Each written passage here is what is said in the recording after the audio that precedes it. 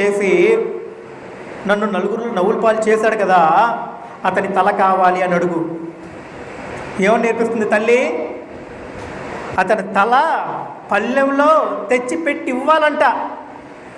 వాస్తవానికి ధనాన్ని పల్లెల్లో తెచ్చిపెట్టిస్తారండి అలాంటి రాజుల కాలంలో. ధనాన్ని పల్లెంలో, ధనాలు కానివ్వండి, అంటే వజ్ర వైడూర్యాలు, మాణిక్యములు ఏమైనా కానివ్వండి, పల్లెంలో పెట్టిస్తారంట.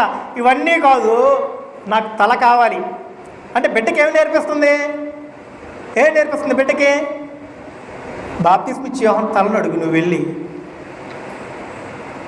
ఎంత దౌర్భాగ్యమో చూడండి.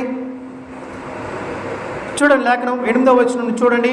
అప్పుడు ఆమె తన తల్లి చేత ప్రేరేపింపబడినదై బాప్తిస్మం ఇచ్చే యోహాను తలను ఇక్కడ పల్లెంలో పెట్టి నాకు ఇప్పించమని అడిగాను. రాజు దుఃఖపడినను తాను చేసిన ప్రమాణం నిమిత్తము తనతో కూడా భోజనమునకు